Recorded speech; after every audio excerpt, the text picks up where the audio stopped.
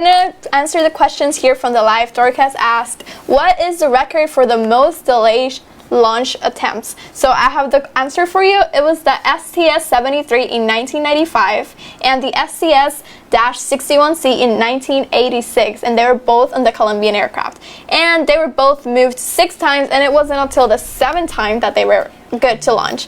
So that is a lot. We've only been in the 2nd attempt, so let's see how it goes. And Liz said, oh, they have to be sitting there for an hour. Well, Liz, it's been more than an hour since they've been sitting there. So let's pray for them. And yeah, they're wearing diapers, so let's see how that goes. Now we're gonna include a very special guest. His name is Andres Perez, and he's a software engineering student. He's gonna be talking about his perspective into this historic launch. Welcome, Andres. Thank you for being here. Thanks to you, Patria De Leon. Thanks. Well, my bachelor is software engineer in the Polytechnic University of Puerto Rico. And I want to ask Patria here some questions about herself and her brand. Tell us what about those caps over there? Oh, so this is my brand that I created with my sister and my dad. This is Flying Maidens, so we have him over here. You can see that the logo, fun fact, is that the logo is the woman's empowerment site. And it's a circle, instead of being the line down, we have the plane over here and the dashes as simulating a plane. So I think that's pretty cool and pretty cute. You can see it here in my shirt as well. And the slogan is Go Far with Style. So as pilots, we go far, but you just don't have to do it alone. You can go far with style as well. So, well, I love the logo, and I love the idea that you give a vibe like you're some kind of ambassador for women aviators right now. Then right now, how much women are flying right now in? Honestly, just the 3% of all the aviation community is female. So that is a lot. So let's go to some quick questions over here about yourself, so everybody can get to know you a little bit better. Okay? Yeah. How old are you? 20 years old. Just got them on May 4th. So. Oh, you're young. Yeah. Where do you study? I study at Embry-Riddle Aeronautical University in Daytona Beach, Florida. I'm studying aviation. And what or who inspired you to become a pilot?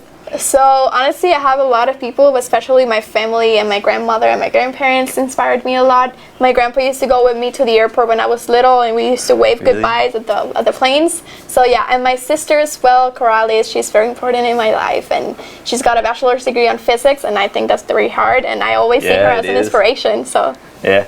How has becoming a pilot impacted you in your personal life? Oh, it's very empowering, actually, a very empowering experience, because every time you go to the airport or you go to the flight school or actually at the university, most of the people that are there are males. So just for you to be a female, it's just exposing yourself, and it's like empowering, an empowering situation. Did it feel a bit intimidating at times to be like the only woman? It could, but it also feels empowering because you feel like, oh, I'm doing it too. Okay, so awesome. You're representing, so that's important. And how do you manage your time in between being a pilot, a student, and being with your family? It is actually hard. It's all very time consuming, but as long as you have a good schedule and you know when to set up things, just keep your schedule on time and all that stuff, I think everyone could do it. Yeah, so you have to be, I guess, like a really organized person. You definitely dedicated. do. Yeah. Awesome. And what are some of the biggest obstacles you have faced on your road to becoming a pilot? Honestly, not seeing a lot of female figures, but I think that's coming in through the time. I'm getting to see more females now. Wow. She was in the Civil Air Patrol. She was one of the first few females that was in the Civil Air Patrol here in Puerto Rico. That's very interesting. So yeah, I think she was a very inspiring figure to me. What are the most gratifying things about becoming a pilot? What does it have to offer you as a pilot? Definitely the office view. Like, it's not just a desk. You fly every time. You get to see new places every day. So I think that is very important. It must be amazing to see everything from Eagle's Eye view. Yeah. How was your first solo flight experience, and how old were you when it happened? Okay, so my first solo, I was 17 when it happened. I actually went with the Civil Air Patrol on a camp, actually, in Nebraska. So I had my first experience. That was also the first time I was flying, truly getting experience in classes and all that stuff. So I did my solo with 9 hours, which is like nerve-wracking actually, because it's the first time you get exposed to a plane. Wow. And you do it too, so yeah. Wow, you must be really brave then. And how many solo flights have you accomplished, and where would you say were the most important ones? I would honestly say that my most important solo was In Wisconsin, I was actually at Oshkosh. So that is, but at a certain point of the year, that is the busiest airport in the world. So just to fly there and say, I have a shirt also that says I soloed at Oshkosh. So just to say that is very like, wow, you did. So that was really cool. And also too, flying back home. When I first flight here in San Juan, I was like nerve-wracked. I was like, oh my God, this is the first time I'm doing it here. I'm like scared, but just flying and seeing the landscape that I see every day, it's like, wow, pretty and very nerve-wracking. About those young pilots that are there, they're aspiring to fly like you are. What are the steps? Would you say are the major steps to becoming a pilot to get your license? You need to work every day. You need to follow your dreams. This is not going to come with one flight that you do or two flights. And even if you fail a test, even if you fail a check ride, just keep going because it happens to everybody. So don't give up. Good. And then what would you advise other young aspiring pilots to do in order to get their license? What to inspire other people? What would you advise other young pilots to do? What steps would you advise them to take? Maybe if they have a little money, or if they are having trouble, getting that dream started. Yeah, it happens to me as well. It happens, I think, to very much everybody that's in the aviation business or industry. It is very expensive. Not everybody has the resources to do it. So just go online. Definitely get mentorship. Definitely Civil Air Patrol could help. Definitely the Young Eagles could help very much. They helped me. They helped me start.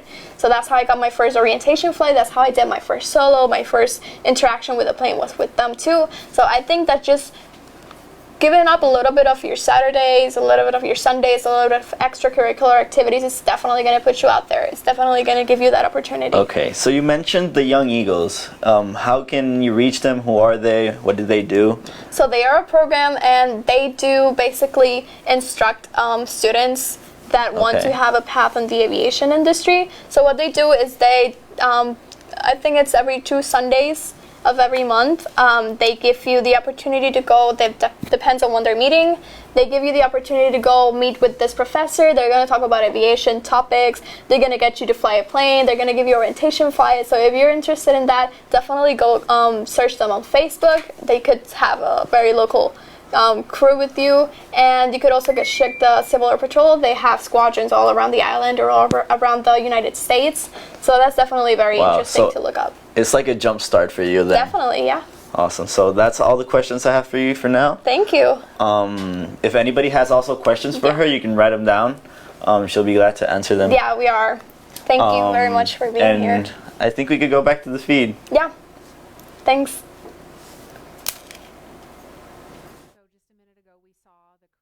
Arm retract, and obviously we just heard on the comms Bob and Doug getting ready to arm the launch escape system, and so that is something that protects them all the way to orbit. So when fueling starts at about T-minus 35 minutes, so just over 6 minutes from now, they will have the capability to abort, to separate from Falcon 9 either on the pad or even after liftoff.